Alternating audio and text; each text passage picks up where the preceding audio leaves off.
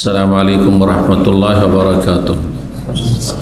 إن الحمد لله نحمده ونستعينه ونستغفره ونعوذ بالله من شرور أنفسنا ومن سيئات أعمالنا. من يهده الله فلا مضل له ومن يضلل فلا هادي له. وأشهد أن لا إله إلا الله وحده لا شريك له وأشهد أن محمدا عبده ورسوله صلى الله تعالى عليه وعلى آله وصحبه وسلم تسليما كثيرا. يا أيها الذين آمنوا اتقوا الله حق تقاته ولا تموتن إلا وأنتم مسلمون. يا أيها الناس اتقوا ربكم الذي خلقكم من نفس واحدة وخلق منها زوجها وبث منهما رجالا كثيرا ونساء واتقوا الله الذي تساءلون به والأرحام إن الله كان عليكم رقيبا. يا أيها الذين آمنوا اتقوا الله وقولوا قولا سديدا يصلح لكم أعمالكم ويغفر لكم ذنوبكم ومن يطع الله ورسوله فقد فاز فوزا عظيما. أما بعد فإن خير الحديث كتاب الله وخير الهدي هدي محمد صلى الله عليه وسلم وشر الأمور محدثاتها وكل محدثة بدعة وكل بدعة ضلالة وكل ضلالة في النار. أعوذ بالله من الشيطان الرجيم. يا أيها الذين آمنوا لا تكونوا كالذين آذوا موسى فبرأه الله مما قالوا وكان عند الله وجيها. সম্মানিত দ্বীনী ভাতৃমণ্ডলী, আল্লাহ রাব্বুল আলামিনের প্রশংসা এবং প্রিয় নবী মুহাম্মদুর রাসূলুল্লাহ সাল্লাল্লাহু আলাইহি সাল্লামের ওপর অশেষ সালাত এবং সালামের পর আজ বৃহস্পতিবার 15ই জমাদাল উলা 1447 হিজরি মোতাবেক 6 নভেম্বর 2025 আমাদের সাপ্তাহিক বিষয়ভিত্তিক আলোচনা। আজকের বিষয়বস্তু একটি গুরুত্বপূর্ণ বিষয়। যেই অন্যায় কাজে বা যেই গুনহায় অনেকেই অজান্তে লিপ্ত, আবার অনেকে জেনে শুনে সেই গুনহায় লিপ্ত, আর তা হচ্ছে মানুষকে কষ্ট দেওয়া। আর এর সাথে মানুষ ছাড়াও যে কোনো পশু পাখিকে কষ্ট দেওয়া শরীয়তে হারাম কাজ। কোনো আল্লাহর সৃষ্টিকে, আর সবচেয়ে শ্রেষ্ঠ সৃষ্টি মখলুক হচ্ছে মানুষ, রব্বুল আলামিন মানুষকে সবচেয়ে বেশি সম্মানিত করে সৃষ্টি করে। ওয়ালাকাদ কাররামনা বানি আদম, নিঃসন্দেহে আমি আদম সন্তানকে সম্মানিত করেছি। রব্বুল আলামিন আরও ইরশাদ করেছেন, লাকাদ খালাকনাল ইনসানা ফি আহসানি তাকওয়িম, নিঃসন্দেহে মানুষকে আমি অতি উত্তম অবয়বে সৃষ্টি করেছি, উত্তম আকার আকৃতি গঠন দিয়ে সৃষ্টি করেছি। মানুষকে যত সুন্দর করে বাহ্যিক আভ্যন্তরীণ দিক থেকে আল্লাহ সৃষ্টি করেছেন, কোনো পশু পাখিকে, এমনকি জিনকেও আল্লাহ এত সুন্দর করেন। যত বৈশিষ্ট্য আভ্যন্তরীণ এবং বাহ্যিক আল্লাহ রাব্বুল আলামিন মানুষকে দিয়েছেন, তা আল্লাহ কোনো সৃষ্টিকে দেননি। সুতরাং মানুষকে কষ্ট দেওয়া হারাম। আর বিশেষ করে মানুষের মাঝে যারা আল্লাহর প্রতি বিশ্বাসী মুমিন মুসলিম, আল্লাহ যা বিশ্বাস করতে বলেছেন তা বিশ্বাস করে মুসলিম, তাদের কষ্ট দেওয়া আরো কঠিন হারাম।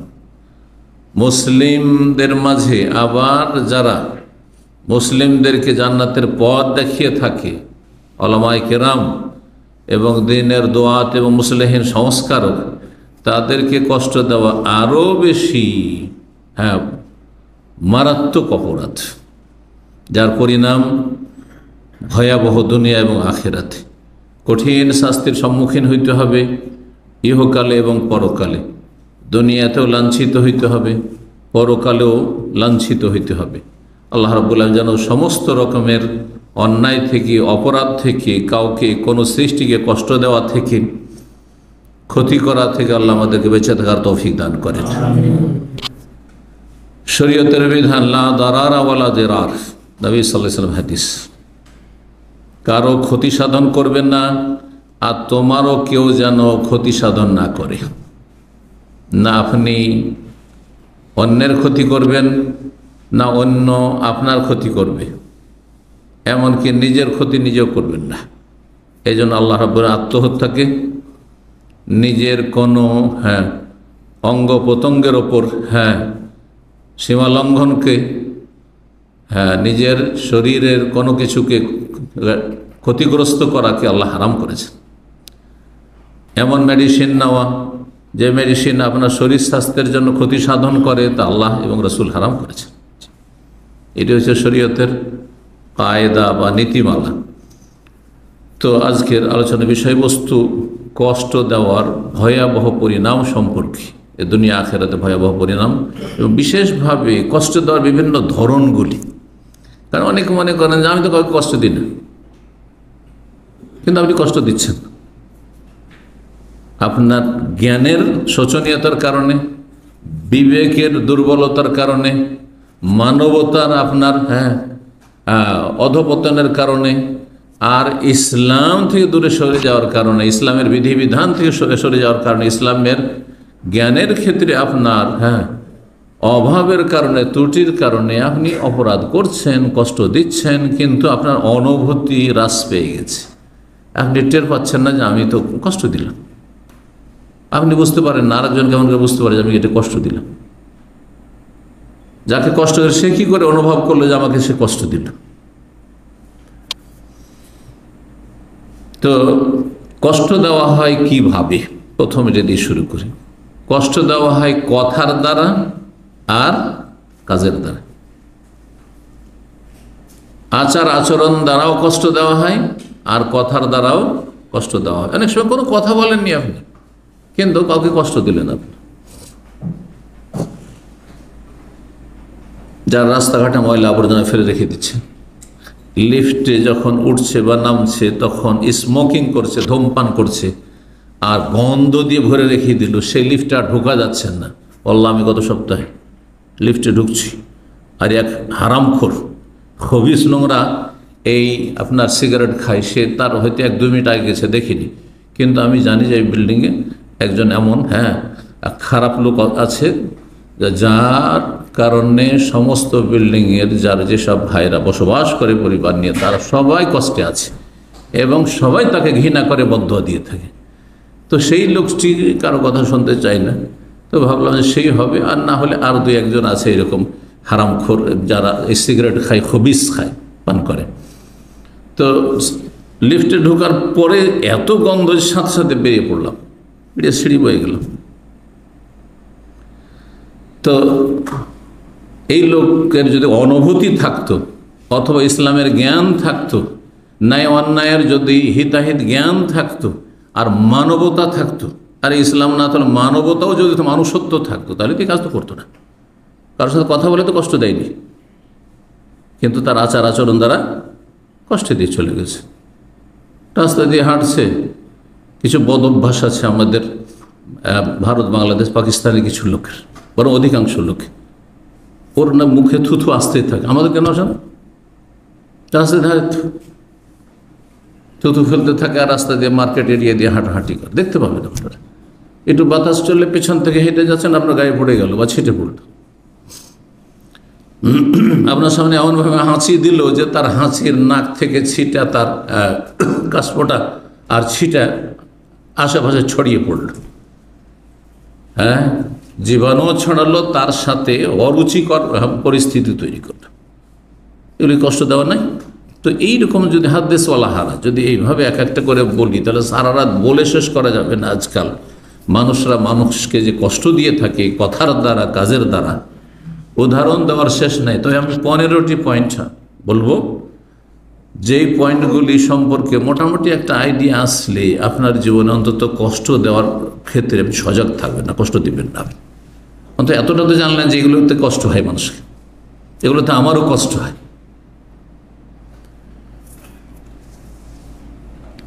আল্লাহ রাব্বুল আলামিন মূসা আলাইহিস সালাম কি ইহুদিদের পূর্বজ বনি ইসরায়েলরা, অথচ মূসা আলাইহিস সালামের উম্মত, কিন্তু বেয়াদব ছিল এরা, সীমালঙ্ঘনকারী ছিল। রাসূলুল্লাহ সাল্লাল্লাহু আলাইহি ওয়াসাল্লাম কি কালিমুল্লাহ, আল্লাহর সাথে সরাসরি কথা বলেছে মূসা আলাইহিস সালাম, তাকে তারা কষ্ট দিয়েছে। রব্বুল আলামিনের সাথে ইয়া আইয়ুহাল্লাযীনা আমানু, সমস্ত মুমিন মুসলিমকে আল্লাহ সম্বোধন করে বলছেন, হে ঈমানদারগণ, হে মুমিন মুসলিম, লা তাকুনু কাল্লাযীনা আযাউ মূসা, তোমরা তাদের মতো হইও না বদ চরিত্রের, চরিত্রহীন, খারাপ আচরণের, সীমালঙ্ঘনকারী। আল্লাযীনা আযাউ মূসা, যারা মূসা আলাইহিস সালামকে কষ্ট দিয়েছিল তাদের মতো। মূসা আলাইহিস সালামকে বনী ইসরাইল ইহুদিদের পূর্বপুরুষরা বাপদাদারা কষ্ট দিয়েছিল, তাদের মতো তোমরা নোংরা চরিত্রের হইও না, চরিত্রবান হও, মানুষের মতো মানুষ হও, মুসলিমের মতো মুসলিম হও। লা তাকুনু কাল্লাযীনা আযাউ মূসা ফাবাররাহুল্লাহ, আল্লাহ রাব্বুল তাকে দোষমুক্ত করেছিলেন। হ্যাঁ, তিনি যে রোগমুক্ত দোষমুক্ত সেটা সুস্পষ্ট করে দিয়েছেন। ওয়া কানা ইনদাল্লাহি ওয়াজিহা, মূসা আলাইহিস সালাম আল্লাহর কাছে বড়ই সম্মানিত নবী ছিলেন, মর্যাদাবান রাসূল ছিলেন। এই আয়াত দিয়ে শুরু করছি, যে আয়াতটি সূরা আহজাবের আয়াত নম্বর 69। বললাম যে কষ্ট দেওয়া হয় কথা দিয়ে আর কাজ দিয়ে। এক নম্বর কষ্ট দেওয়া, কাউকে গালমন্দ করে। সে আপনার স্ত্রীকে গাল দেন, স্বামীকে গাল দেন, অনেক খারাপ চরিত্রের মহিলারা আছে, ঝগড়া হলে স্বামীকেও গাল দেয়, সমানে গাল দেয়। যেমন স্বামী গাল দিচ্ছে সেও খারাপ, সেও নোংরা, তো স্ত্রীও স্বামীকে গাল দিচ্ছে। হ্যাঁ, স্বামীও হ্যাঁ তুই তাকার করছে, তো স্ত্রীও তুই তাকার করছে স্বামীকে। যেমন অকথ্য ভাষা স্বামী বলতে পারে, অকথ্য ভাষাতে স্ত্রীও বলতে পারে। কত লোক আমার কাছে এসেছে, স্ত্রীকে তালাক দিয়ে, কেন তালাক দিলে তুমি? বলছে টেলিফোনে, এইখানে 3000 কিলোমিটার দূর থেকে এইখানে টেলিফোনে কথা বলছে, একটু কিছু শাসন করতে কিছু বলতেই আমি তুই বলেছি, ও তুই তুই করে আমাকেও গাল দিতে লেগেছে। তখন আমার রাগ বরদাস্ত হয়ে তালাক তালাক, সব শেষ। বুঝতে পেরেছেন? তো গালমন্দ করা সেটা যাকেই দেন, বাপ মা ছেলে মেয়েকে গাল দিক, ছেলে মেয়ে বাপ মাকে দিক, যেটা সবচাইতে বড় কাবিরা গুনাহ আল্লাহকে রসুলকে গাল দেওয়ার পরে। গাল দেওয়ার স্তর আছে, সবগুলি হারাম, কিন্তু হারামের ওপর হ্যাঁ কঠিন হারাম রয়েছে, আকবরুল কাবায়ের রয়েছে। আল্লাহকে গাল দাও, আল্লাহর দুশ্মন, নাস্তিক, জালেম, মুশরিক, কাফেররা অনেকে হ্যাঁ আল্লাহকে গাল দিয়ে থাকে, রসুল সাল্লাল্লাহু আলাইহি ওয়াসাল্লামকে গাল দিয়ে থাকে। সবচেয়ে বড় অপরাধ, দুনিয়া এবং আখিরাতে কঠিন শাস্তি রয়েছে এদের জন্য। গালমন্দ করা এক কথা, কাউকে গালমন্দ করা যাবে না, আপনার ছোট হোক বড় হোক, দুশ্মন হোক, এমনকি দুশ্মন হোক, শত্রু।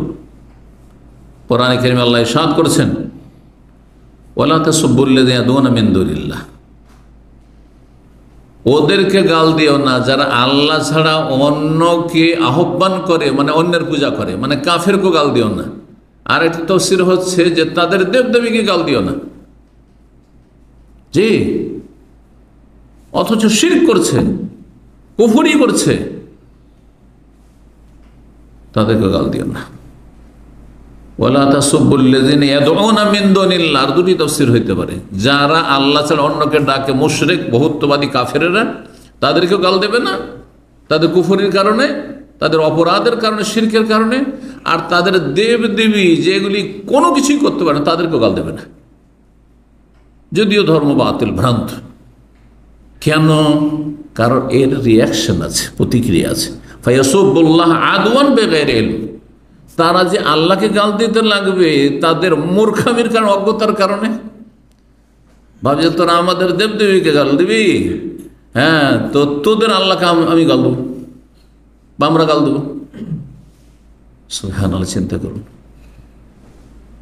যারা তর্ক বিতর্কে জড়ালে বা একটু কিছু ঝগড়া হলে মনে মনে গালাগালি শুরু করেন, হ্যাঁ আপনার কারণে আপনার বাপ গাল খাচ্ছে, আপনি ঝগড়া করছেন, আপনি তো গাল খেলেন, আপনার বাপও গাল খেলো, জোড়া গালি, জোড়া গালি বুঝেন তো দেশে, হ্যাঁ আপনার মাও গাল খাচ্ছে, আপনার বংশধর যারা কোনো অপরাধ করেনি, আপনি তর্ক করেছেন, আপনি ঝগড়া করেছেন, আপনার কারণে তারা গাল খাচ্ছে।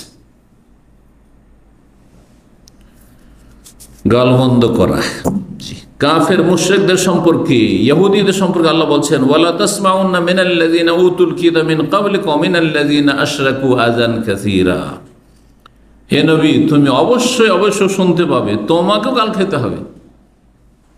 শুনবে তুমি প্রত্যক্ষ অথবা পরোক্ষ, সরাসরি গাল দেবে, আর না হলে চোখের আড়ালে গাল দেবে। তোমার কাছে খবর আসবে যে আমাকে গাল দিয়েছে। কারা? মিনাল্লাযিনা উতুল কিতাব, যাদের কিতাব দেওয়া হয়েছে, ইহুদি খ্রিস্টান, তারাও গাল দেবে, নবীর মানহানি করবে, ব্যঙ্গচিত্র করবে, কোরআনকে জ্বালাবে, ইসলামের বিরুদ্ধে বিষোদ্গার করবে। ওয়ামিনাল্লাযিনা আশরাকু, আর যারা মুশরিক কাফের, তাদের থেকেও তুমি শুনতে পাবে আযান কাসীরা, বহু রকমের কষ্ট। এক রকমের কষ্ট না, মানসিক কষ্ট, শারীরিক কষ্ট, পারিবারিক কষ্ট, সব রকমের কষ্ট দিতে পারে, সব রকমের কষ্ট দিতে পারে আপনাকে। কথার দ্বারা কষ্ট দিতে পারে, কাজে কষ্ট দিতে পারে। সূরা আলে ইমরান আয়াত নম্বর 186, সহিহ মুসলিমের 66 নম্বর হাদিস। রাসূলুল্লাহ সাল্লাল্লাহু আলাইহি ওয়াসাল্লাম বলেছেন, লা ইয়াদখুলুল জান্নাতা মান লা ইয়ামানু জারুহু বাওয়াইকাহু। ওই ব্যক্তি জান্নাতে যেতে পারবে না, জান্নাতে যাবে না, অথচ মুসলিম, নামাজ পড়েছে, সহি আকীদার দাবিদার, কিন্তু কিসের জন্য জান্নাতে যাবে না? মাল্লা ইয়ামান, এমন ব্যক্তি যার চরিত্র খারাপ, মাল্লা ইয়ামানু জারুহু, যার প্রতিবেশী নিরাপদ নয় তার অনিষ্ট থেকে, তার গালমন্দ থেকে, কষ্ট দেওয়া থেকে। পাড়া প্রতিবেশী কষ্ট দেয়। আমাদের সে গ্রামীণ ঝগড়া দেখেছেন হয়তো, অধিকাংশ লোকের ভাষা এত খারাপ, এত নোংরা ভাষা, অকথ্য ভাষা, যা মুখে আসে তাই বলে। আউযু বিল্লাহ, আউযু বিল্লাহ। এরা জান্নাতে যাবে না, যদিও নামাজি হোক না কেন, রোজাদার হোক না কেন, হজ উমরা করুক না কেন, যতই ফরজ ওয়াজিব আদায় করুক না কেন। কিসের জন্য? কারণ লা ইয়ামানু জার, তার প্রতিবেশী, পাড়া প্রতিবেশী, আত্মীয় স্বজন, গ্রামবাসী, এলাকাবাসী, যাদের সাথে রুমমেট ইত্যাদি। শুধু প্রতিবেশী মানে আপনার গ্রাম নয়, আপনি যেখানে বসবাস করছেন, যেখানে আপনি চলাফেরা করছেন, আপনার কলিগ, আপনার অফিসের আপনার কলিগ, অথবা আপনার রুমমেট, অথবা আপনার সাথে সফর সঙ্গী, প্লেনে যাচ্ছেন, পাশে একটা লোক বসলো, এর মধ্যেই আপনার এই 2-4 ঘন্টার সফরে কষ্ট দেওয়া হয়ে গেল। কোনো জায়গায় ওয়েটিং রুমে বসেছেন, আধা ঘন্টার জন্য ওয়েট করার জন্য বসেছেন, ওইখানে আরেকজনকে কষ্ট দেওয়া হয়ে গেল। লা ইয়াদখুলু জান্নাহ, জান্নাতে যাবে না। সহিহ মুসলিমের হাদিস। মুসনাদ আহমদে এই হাদিসটি অন্য ভাষায় রয়েছে, ওয়াল্লাহি লা ইউমিনু, ওয়াল্লাহি লা ইউমিনু, ওয়াল্লাহি লা ইউমিনু। আল্লাহর কসম করে বলছি, সত্যিকারের মুসলিম নয়, মুমিন নয়, মুমিন নয়। নবী সাল্লাল্লাহু আলাইহি ওয়াসাল্লাম যখন এই কথা 3 বার করে কসম করে বলছেন, সাহাবীরা জিজ্ঞাসা করলেন, মান হিয়া ইয়া রাসূলুল্লাহ ওয়া মান হুম ইয়া রাসূলুল্লাহ, কারা মুমিন নয়, কারা মুমিন নয়? তখন নবী সাল্লাল্লাহু আলাইহি ওয়াসাল্লাম বলেন, আল্লাযী লা ইয়ামানু জারুহু বাওয়াইকাহু, যার পাড়া প্রতিবেশী, আত্মীয় স্বজন, নেবার, আশেপাশের লোকেরা, যাদের সাথে চলাফেরা করে, উঠা বসা করে, তার অনিষ্ট থেকে নিরাপদ নাই।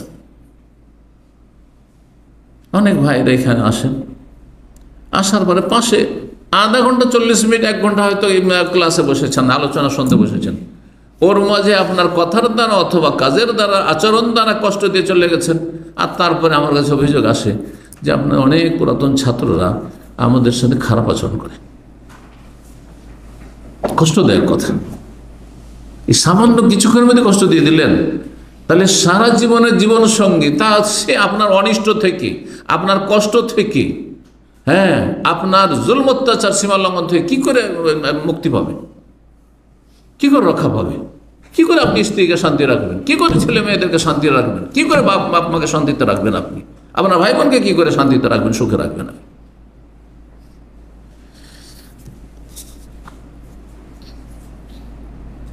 আরেকটি হাদিস শুনে মুসনাদ আহমদের আবু হুরায়রা রাদিয়াল্লাহু তাআলা আনহু বর্ণনা করছেন যে একজন লোক এসে বলে, ইয়া রাসূলুল্লাহ, ইন্না ফুলানাতান, মদিনায় একজন মহিলা আছে, জনৈকা মহিলা, ইউযকারু মিন কাসরাতি সিয়ামিহা ওয়া সালাতিহা ওয়া সাদাকাতিহা, তার কথা খুব আলোচনা, মদিনায় চর্চা হচ্ছে যে অনেক বেশি নফল সালাত পড়ে, অনেক বেশি নফল রোজা রাখে, অনেক বেশি দান সাদকা করে, গায়রা আন্নাহা তুজি জিরানাহা বিলিসানিহা, তবে পাড়া প্রতিবেশীকে তার কথার দ্বারা, ভাষার দ্বারা কষ্ট দিয়ে থাকে।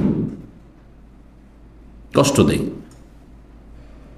নামাজে ত্রুটি ছিল না, রোজায় ত্রুটি ছিল না, জাকাত ছাড়া দান সাদকা তো ত্রুটি ছিল না, ওগুলো সব ঠিক ছিল, ইবাদত বন্দেগী ঠিক ছিল, কিন্তু আখলাক চরিত্রে অধপতন ছিল, নৈতিকতা ছিল না, মানবতা ছিল না। কষ্ট দিয়ে থাকে পাড়া প্রতিবেশীকে। বললেন নবী সাল্লাল্লাহু আলাইহি ওয়াসাল্লাম, কাল হেয়া ফিন্নার, ওই মহিলা জাহান্নামে যাবে।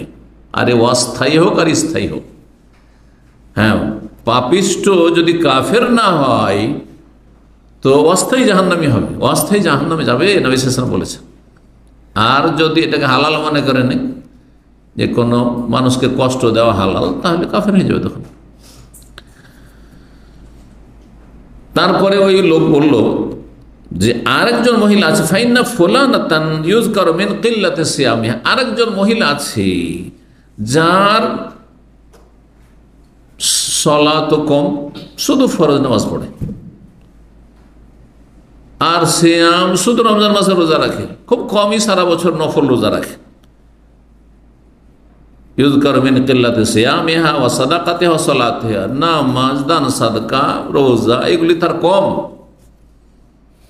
আর যদি দান খায়রাত করে সামান্য কিছু, ওই এক মুষ্টি ভিক্ষা দেয়, ফকিরের ভিক্ষা দেয় শুধু, কিন্তু ওয়ালা তুযি জিরানাহা বিলিসানিহা, তার পাড়া প্রতিবেশী কাউকে জীবনে কষ্ট দেয় না, সবার সাথে সুসম্পর্ক, তার সবার সাথে ভালো আচরণ করে।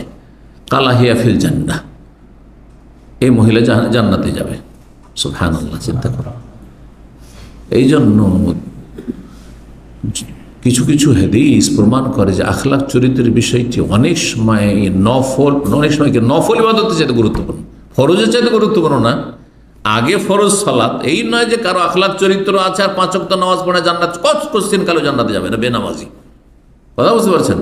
কিন্তু ফরজ নামাজ শুধু পড়ে, আর তখনকার যুগে মুসলিম বেনামাজি হবে, নর হোক আর নারী হোক, এটা কল্পনার বাইরে ছিল। আজকের মতো এই আগাছা উম্মত ছিল না। সাহাবায়ে কেরামগণের জামানায় এটা কল্পনা ছিল না যে মুসলিম আবার বেনামাজি হয়। মুনাফিকও নামাজ পড়তো, যারা আকিদার মুনাফিক, মদিনা আব্দুল্লাহ বিন উবাই মুনাফিকের জ্বালা 300 জন ওই উহুদের ময়দান যেতে রাস্তায় ফিরে চলে এসেছিল, তারাও নামাজ পড়তো, কিন্তু অলসতার সাথে নামাজ পড়তো, নামাজ চুরি করতো, মানে ফজর হইতে গেল না, হ্যাঁ এইরকম রাতের অন্ধকারে এশাতে গেল না। এই জন্য নবী সাল্লাল্লাহু আলাইহি ওয়াসাল্লাম বলেছেন, সবচেয়ে ভারী নামাজ হচ্ছে মুনাফিকদের ওপর এশা আর ফজর। রাতে এশাতে অন্ধকারে কষ্ট লাগে যেতে, সুতরাং যায় না, আর ধরাও খাবে না সাহাবায়ে কেরামদের কাছে, কেউ বুঝতেও পারবেন না, কারণ আজকালের মতো লাইটিং নেই। ছিলাম, তুমি দেখোনি হয়তো, আমি ছিলাম তো, কিন্তু নামাজ পড়তো।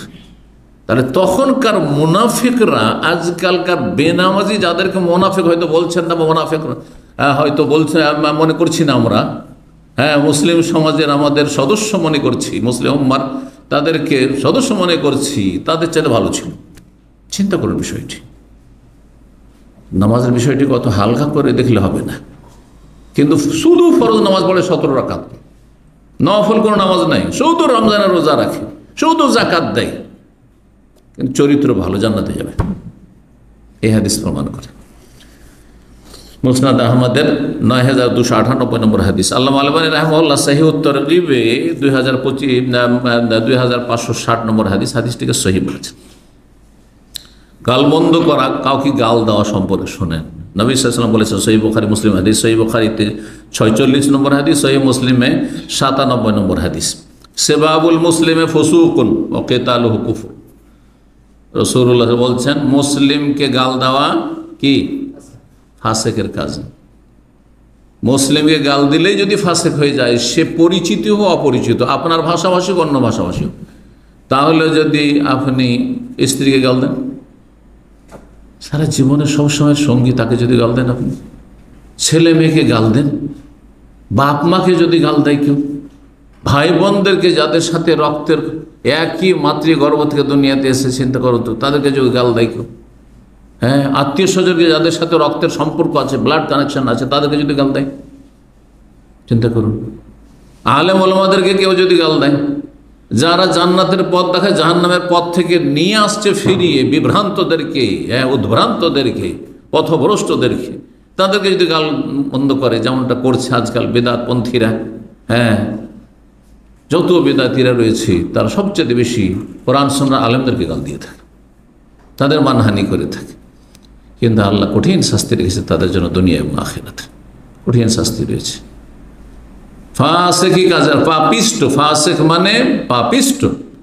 মুসলিমকে গালমন্দ করা হচ্ছে পাপী লোকের কাজ, পাপিষ্ট লোকের কাজ। ফাসেক মানে আল্লাহ রসুলের নাফরমান, বিরুদ্ধাচরণকারী।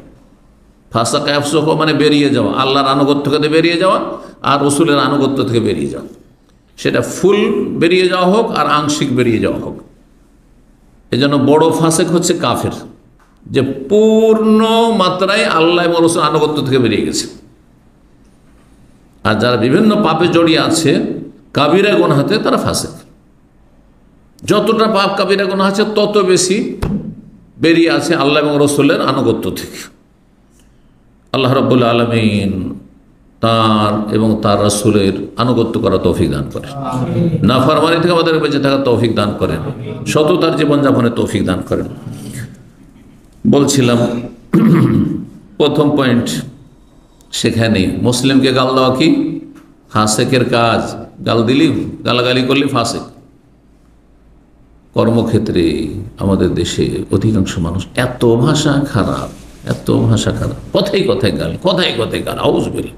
ফরম্যান সুপারভাইজার, তার আন্ডারে যারা কাজ করে, সব গাল ছাড়া কোনো আদেশই নেই, আদেশ নেই। নাউযুবিল্লাহ, পাপিষ্ট এরা। ওয়াকিতালুহু কুফরুন, আর মুসলিমদের সাথে মারামারি করা, উত্তেজিত হয়ে লাফিয়ে একবারে মারামারি করতে চলে, তোর চাইতে কোম্পানি, কুফরি কাজ এটি। হালাল মনে করলে বড় কাফের, বড় কুফরি। আর যদি হালাল নাও মনে করেন যে অন্যায় কাজটি করছি কিন্তু মারামারি করছেন আপনি, তাহলে এটি আল্লাহ ছোট কুফরি, কাবিরা গুনাহ। কারণ আল্লাহর নিয়ামত হচ্ছে মুসলিম ভ্রাতৃত্ব। শুনে ভালো করে ব্যাখ্যাটি, আল উখুওয়াতুল ঈমানিয়া, ঈমানি ভ্রাতৃত্ব। আমি আপনাদের ভাই, কিসের ভাই? দ্বীনি ভাই, মানে ইসলামী ভাই। ইসলামিক ব্রাদারহুড যেটি রয়েছে, ভ্রাতৃত্ব রয়েছে, সেটার আপনি নাশুকরি করলেন, আপনি মুসলিম ভাই বোনকে গাল দিয়ে, যেটাকে কুফরি বলা হয়। নাশুকরি করা, অকৃতজ্ঞ হকে কুফরি বলা, কুফরানো ন্যাম। 2 নম্বর কষ্ট দেওয়া, কষ্ট দেওয়ার ধরন, সেটি হচ্ছে কোনো নির্দোষী ব্যক্তির ওপর কোনো অপবাদ দেওয়া। সেটা যে কোনো অপবাদ হোক, যে কোনো জেনা ব্যভিচারের হোক, আর সমকামিতারই হোক, আর চুরি করার হোক, আর সে অসৎ লোক, সে খারাপ লোক, সে বাজে লোক, তার হাত ভারী, তাকে ধার দিলে টাকা পাবেন না, তার সাথে লেনদেন করিয়েন না, অথচ কথাগুলি মিথ্যে, কথা মিথ্যে। কথা যদি সত্য হয় তাহলে তার যদি সরাসরি সংশোধন করতে পারেন তো করবেন, আর যদি দেখেন কারো ক্ষতি হচ্ছে না বললে তখন গীবত জায়েজ। কিন্তু যদি সেখানে তিলকে তাল করা হয় তো যতটা আপনি তিলকে তাল করলেন ততটা আপনি অপবাদ দিলেন, বহতান, তহমত দিলেন আপনি, যেটি হারাম। কারো দোষ আপনি তাকে কোনো দোষের সাথে দূষিত করছেন বা অভিযুক্ত করছেন, অথচ সে তার থেকে মুক্ত। মুসা আলাইহিস সালামকে এইরকমই কষ্ট দিয়েছিল ইহুদিরা, ইহুদিদের পূর্বপুরুষরা, যে আয়াত দিয়ে শুরু করেছি। কি কষ্ট দিয়েছিল? ওই জামানায় উলঙ্গ হয়ে গোসল করা জায়েজ ছিল মানুষের সামনে। ইসলামের বিধানে উলঙ্গ হয়ে নির্জনে গোসল করা জায়েজ, কিন্তু কারো সামনে, স্ত্রী ছাড়া, স্বামী ছাড়া অন্য কারো সামনে গোসল করা হারাম। কিন্তু মুসা আলাইহিস সালামের আমলে ওই জামানার ধর্মে জায়েজ ছিল। তখন পৃথিবীর মানুষ অনুন্নত ছিল, যখন যেমন মানুষের সভ্যতা থেকেছে তখন তেমন বিধান ছিল। তো তারা গোসল করতেন নামতো উলঙ্গ হয়ে সবাই, কিন্তু মুসা আলাইহিস সালাম বিবস্ত্র হয়ে গোসল করতেন না, ঢেকে ঢেকে গোসল করতেন।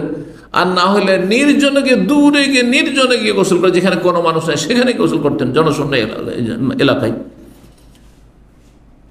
তখন এই বেয়াদব ইহুদিরা বলতে শুরু করলো যে ব্যাপার স্যাপার কিছু আছে নিশ্চয়ই, আমরা কাপড় খুলে দিচ্ছি, মূসা কেন খুলে না গায়ের কাপড়?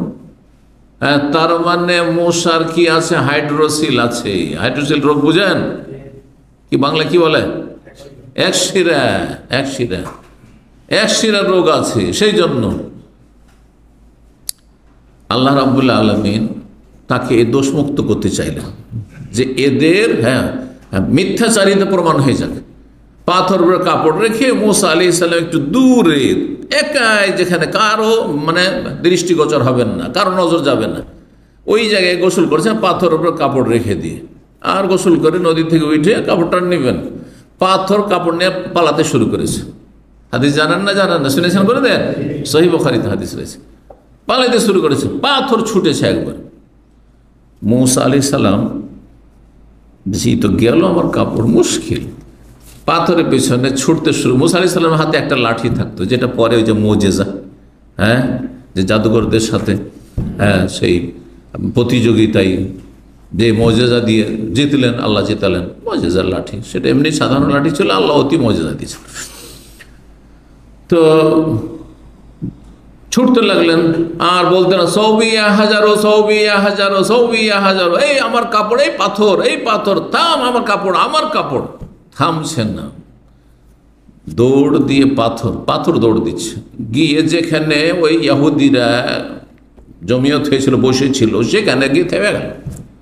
কাপড় নিতে তো বাধ্য হলেন ওখান থেকে। কাপড় নেওয়ার পর রাগ, মূসা আলাইহিস সালাম রাগী মানুষ ছিলেন। নবীদের মধ্যে রাগের ঘটনা মূসা আলাইহিস সালাম সম্পর্কে রয়েছে। রাগ যদি নিজে কন্ট্রোল করতে পারে, রাগ আল্লাহর দান, বুঝছেন? যদি নিজে কন্ট্রোল, এটা তো আপনার হাতে আমার হাতে নেই। কারো রাগ কম হওয়া, কারো বেশি হওয়া, এটা কিন্তু আল্লাহর দেওয়া, আল্লাহ দিয়েছেন। রাগের যদি প্রতিক্রিয়া না দেখান তাহলে এমন কোনো দোষের ব্যাপার না। রাগ আমার আছে, আমার ভিতরে আছে। যদি আপনি রাগের কাজও করেন, তারপরে আমি রাগের প্রতিক্রিয়া দেখাবো না, আমি বেলুনের মতো হালকা হয়ে যাব না, বুঝছেন না? সমস্যা কোথায়? যে আল্লাহর দেওয়া রাগকে কন্ট্রোল না করে, আপনি সংবরণ না করে আপনি কি করলেন? ব্লাস্ট করে দিলেন, বেলুনের মতো ফুলিয়ে বট করে ফিটে গেল। এমনটা করবেন না আপনি, বুঝছেন না? আর যদি আল্লাহর পক্ষ থেকে বিশেষ রহমত হয় যে আপনার রাগটা ঠান্ডা, তো এটা আল্লাহর নিয়ামত। আল্লাহ রাব্বুল আলামিন এই আয়াত নবী সাল্লাল্লাহু আলাইহি ওয়াসাল্লাম নাযিল করে ওই ঘটনার দিকে ইঙ্গিত করেছেন যে তোমরা মূসা আলাইহিস সালামের জাতি ইহুদিদের মতো, বনি ইসরাইলের মতো বেয়াদব হয়ো না, যারা মূসা আলাইহিস সালামকে কষ্ট দিত। নিজের নবীকে কে কষ্ট দেয়? যার ওর শারীরিক রোগ আছে, ওর সমস্যা আছে। কেউ কেউ বলেছে, তার মন্তব্য করেছে শ্বেত রোগ আছে, হয় হাইড্রোসিল আছে, একশিরার রোগ আছে, আর ওর শ্বেত রোগ আছে, সাদা রোগ আছে, সেই জন্য ঢেকে রাখছে সবসময়। ফাবাররাহুল্লাহ, আল্লাহ তাকে দোষমুক্ত করে দিলেন। কারো সম্পর্কে মিথ্যা অভিযোগ করা, দোষারোপ করা, কঠিন শাস্তি এর জন্য রয়েছে। সূরা আহজাব 58-তে আল্লাহ ইরশাদ করেছেন যে ওয়াল্লাযীনা ইউযুনাল মুমিনিনা ওয়াল মুমিনাতি বিগাইরি মাকতাসাবু, কেউ যদি মুমিন নর অথবা নারীকে কষ্ট দেয় অথচ তার কোনো অপরাধ নেই, বিগাইরি মাকতাসাবু, তার চোর চুরি করেছে তো বলবেন যে সে চুরি করেছে, কিন্তু না, বেগাইরে মাকতাসাব, কোনো অপরাধ করেনি। আপনি অনুমান ভিত্তিক বলে দিলেন, একটা মন্তব্য করে দিলেন, আপনি ধারণা ভিত্তিক, আপনার কুধারণা, সবসময় নেগেটিভ আপনি চিন্তা করছেন আপনি, অথবা তিলকে তাল করে দিলেন, দিয়ে আপনি দোষ চাপিয়ে দিলেন আপনি। ফাকাদ ইহতামালু বুহতানা ওয়া ইসমান মুবিনা, তাহলে সে গুনহার বোঝা বহন করলো, বহুতান মিথ্যাপবাদের, ও ইসমাম সুস্পষ্ট গুনার বোঝা তার কাঁধে চাপল। আল্লাহু আকবার। এই গুনার বোঝা নিয়ে রব্বুল আলামিনের সামনে হাজির হইতে হবে এবং নেকি দিয়ে পরিশোধ করতে হবে, কারণ এটা বান্দার হক। 3 নম্বর, কষ্ট দেওয়া হচ্ছে মানুষের গীবত করা, দোষ চর্চা করা। মানুষ মাত্র ভুল হইতে পারে, ব্যক্তি জীবনের যদি ভুল ত্রুটি হয় তাহলে এই দোষ চর্চা করা অন্যের সামনে জায়েজ নয়। এমনকি কেউ যদি, শুনে রাখেন, ফজরের সালাতে কেউ মসজিদ দেখতে পাচ্ছেন না আপনি, এটা তার ব্যক্তি জীবনের ভুল না সমষ্টিগত ভুল? ব্যক্তি জীবনের ভুল। আপনি তাকে বলবেন, যদি তাকে জাহান্নাম থেকে বের করতে চান, আপনি জাহান্নাম থেকে জান্নাতের রাস্তায় নিতে চান পুরোপুরি, তাহলে তার যদি হেদায়েত হিতাকাঙ্ক্ষী হন, দরদি হন, তাহলে তাকে সরাসরি বলবেন, ভালোভাবে বলবেন, যাতে আপনার নাসিহা কবুল করে। এইভাবে আক্রোশমূলক না, আক্রমণাত্মক না, হ্যাঁ, কষ্ট দিয়ে নয়, নরম ভাষায় বলবেন যাতে হেদায়েত হয়। কিন্তু যদি এসে আমাকে বললেন যে শেখ এই যে সবসময় সেন্টারে ঘোরাঘুরি করে, কিন্তু একে তো ফজরে আমার পাশে বাস করে, ফজরে তো একদিনও দেখি না, এটা গীবত হয়ে গেল, হারাম, এটা হারাম। কারণ এই তার ফজরে না আসার কারণে আপনাদের কারো ক্ষতি না, আমার ক্ষতি আছে, আপনাদের কারো ক্ষতি আছে, তার ব্যক্তি জীবনের ভুল। কেউ দাঁড়িয়ে রাখে না, আমার ক্ষতি আছে, কেউ দাঁড়িয়ে না রাখলে না ওর ক্ষতি আছে, শুধু ওর ক্ষতি, আপনাদের ক্ষতি আছে। তাহলে তার এই লোকটি এতদিন ধরে সেন্টারে আসে কিন্তু সে দাঁড়িয়ে রাখে না, এটা আপনার গীবত, হারাম গীবত। এটা এতদিন ধরে সেন্টার আসে, এখনো টাকনার উপরে কাপড়, টাকনার নিচে কাপড় রাখে, হারাম গীবত। ওর টাকনার উপরে, টাকনার নিচে কাপড়ে আপনার কি ক্ষতি আর আমারই কি ক্ষতি? কারো ক্ষতি নেই, বুঝছেন না কথা? কিন্তু যদি তার কোনো দোষের কারণে অন্যের ক্ষতির আশঙ্কা থাকে, যার ক্ষতির আশঙ্কা আছে তাকে জানিয়ে দিতে হবে বা তাদেরকে জানিয়ে দিতে হবে। যেমন সে ধার নিলে ওয়াদা মোতাবেক টাকা দেবে না, আপনি জানছেন, আর সে আমার কাছে ধার চাইছে, তাহলে আপনার জন্য তখন ওয়াজিব, শুধু জায়েজ নয়, গীবত করা তার। যে আমাকে বলে শেখ আপনার সাথে একটা পার্সোনাল কথা আছে, ও তখনই ধার চেয়েছে, ডাকেন ওখানে, ডেকে বাইরে বলেন যে ওকে ধার দিয়েন না, কারণ ওকে ধার যারাই দিয়েছে ওয়াদা মোতাবেক টাকা দেয়নি, বুঝতে পেরেছেন? আরেকজন তার সাথে পার্টনারশিপ ব্যবসা করতে যাচ্ছে, জানছেন যে ও বেঈমান, চরিত্রহীন, টাকা পয়সা মেরে খেয়ে নিবে, আমানত খেয়ানত করবে, তাহলে তখন আপনার গীবত করা ফরজ। এমন নবী রাহমাতুল্লাহ আলাইহি রিয়াজুস সালিহিনে ৬-৭টি জায়গায় গীবত করা, কোনো জায়গায় জায়েজ, কখনো ফরজ, হ্যাঁ, হারাম না তখন আর। অথচ গীবত কাবিরা গুনাহ। এটা ব্যক্তি জীবনের, দুনিয়ার টাকা পয়সার ক্ষয়ক্ষতি, হ্যাঁ, দুনিয়ার কোনো ক্ষতি থেকে বাঁচাবার জন্য গীবত করা যদি ফরজ হয়ে যায়, তাহলে কেউ যদি জাহান্নামের দিকে নিয়ে যায়, বেদাতি বক্তা বলছে একামতের দিন মানে রাষ্ট্রীয় ক্ষমতা, আর তার যদি ভুল ধরে আপনাদের সামনে বলা হয়, তো আপনাদের এক শ্রেণীর মূর্খদের মতো বললেন না, ওনাকে কেন বলা হইল না, পার্সোনাল কেন বললেন না? আরে উনি পার্সোনাল করে রেখেছেন, উনি তো সমস্ত লোককে গুমরা করেছেন। ইন্নাহুন্না আযাল্লাল্লাহ কাসীরা মিনান নাস, অসংখ্য মানুষকে গুমরা করেছেন। কানাকা হাইকোর্টে দেখেছেন আকিমউদ্দিন মানে ক্ষমতা দখল করে, আকিমউদ্দিন মানে ক্ষমতা দখল, কোথায় পেলে এটা? 1400 বছরে কোনো মুফাসসির তাফসীর করেনি।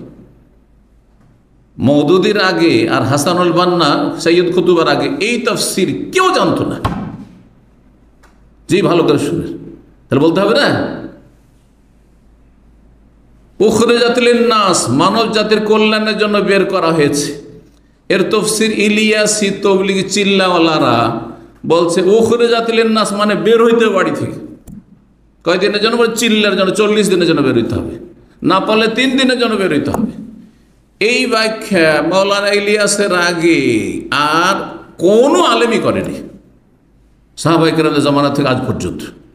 কথা বুঝতে পেরেছেন? তাহলে সতর্ক করতে হবে না? তারা কানাকে হাইকোর্ট দেখাবে, হ্যাঁ, কুঁড়ে ঘর দেখে, আর আমি হাইকোর্টটাকে হাইকোর্ট দেখাইতে পারবো না। কথা বুঝতে পারছেন না? তখন সবার সামনে গীবত করা ওয়াজিব, কারণ এটি জান্নাত জাহান্নামের বিষয় রয়েছে। এটি টাকা পয়সার ক্ষয়ক্ষতির বিষয় নয়, এটা ব্যবসা বাণিজ্যের লস খাওয়া, আমানতের খেয়ানতের বিষয় শুধু নয়। কথা বুঝতে পারছেন? কেউ বিয়ে শাদী লাগাইতে আসছে, তখন এই ক্ষেত্রে, তার এইসব ক্ষেত্রগুলিতে গীবত করা, যেখানে অন্যরা ক্ষতিগ্রস্ত হইতে পারে, তখন গীবত করা ফরজ হয়ে যাবে, কখনো সুন্নত মুস্তাহাব থাকবে, কখনো জায়েজ থাকবে। আর এমনি আসল হচ্ছে গীবত করা কি হারাম। সূরা হুজরাত 12-তে আল্লাহ রাব্বুল আলামিন কঠোরভাবে নিষেধ করেছেন, গীবত করা মানে মরা ভাইয়ের গোশত খাওয়া। মরা মানুষের গোশত কেটে কেটে যদি খায় কেউ, তো মরা লোকটি বলতে পারবে যে আমাকে কষ্ট দিও না, হ্যাঁ, আমার গোশতগুলি এভাবে টুকরো টুকরো করে, বলতে পারবে? ঠিক ওই রকমই চোখের আড়ালে আছে কোনো লোক, আর তার সম্পর্কে দোষ চর্চা করছেন, সে কি বলতে পারবে যে আমি এমনটা নই? অথবা আপনি ভুল বুঝেছেন আমাকে বলতে পারবে, অথবা তার কি সংশোধন হইল? কিন্তু সে যদি সামনে থাকতো তাহলে সমস্যা হইত, আপনি ওকে একা বলতেন। ব্যক্তি জীবনে ভুল, এই জন্য মরা ভাইয়ের গোস্তের সাথে তুলনা করা হয়েছে, যেন মরা মানুষ যেমন নিজের পক্ষ থেকে ডিফেন্স করতে প্রতিরক্ষা করতে পারে না, ঠিক তেমনি যেই লোক আপনার সামনে নেয় তার দোষ চর্চা করছেন, সে তার বিষয়টি ক্লিয়ার করতে পারবে না। দোষ চাপিয়ে দিলেন তার উপর, দোষী হয়ে থেকেই গেল, অথচ দোষী নয় হয়তো, অথবা আপনি ভুল বুঝেছেন আর তাকে আপনি। 4 নম্বর কষ্ট দেওয়া হচ্ছে, 3 জন লোক আছেন অনেক সময় সফর, বিশেষ করে সফরে থাকলে আরো কঠোরভাবে নিষিদ্ধ। এখন এইখানে যদি শুধু 3 জন লোক থাকে, একজনকে বাদ দিয়ে আরেকজনকে বলছেন ভাই আপনার সাথে একটা পার্সোনাল কথা আছে, আর এখানে গুনগুন করে কানে কানে আপনার কথা বলছেন, হ্যাঁ, গোপন আলাপ করতে লাগলেন, এটা তো ওই লোকটি কষ্ট পাবে না? হ্যাঁ, কষ্ট পাবে যে আমি তাদের মনে হয় শত্রু, হ্যাঁ, আমাকে এরা বিশ্বাস করে না, অথবা আমার বিরুদ্ধে ষড়যন্ত্র। যদি সফরে হয়, মরুভূমিতে হয়, তো শয়তান আরো সুযোগ পেয়ে যাবে, তোকে মারবে এখানে তো বাঁচাবারও কেউ নেই, ওরা 2 জন যুক্তি করে তোকে মেরে ফেলে দেবে, হবে না? হবে না? জি, সেই জন্য নবী সাল্লাল্লাহু আলাইহি ওয়াসাল্লাম কঠোর, এটাও মানসিক কষ্ট দেওয়া। তাহলে কষ্ট দেওয়া শারীরিক হইতে পারে, কষ্ট দেওয়া মানসিক হইতে পারে, কথার দ্বারা হইতে পারে, বিভিন্ন আচার আচরণ দিয়ে হইতে পারে কষ্ট দেওয়া। এখানে মানসিক কষ্ট দিলেন, আজকাল বলছে মেন্টাল টর্চার, হাতে মারে না, লাঠি দিয়ে মারে না, কেন মানসিক আঘাত করছে, মানসিকভাবে আঘাত করছে। এই মর্মে বেশ কিছু হাদিস রয়েছে।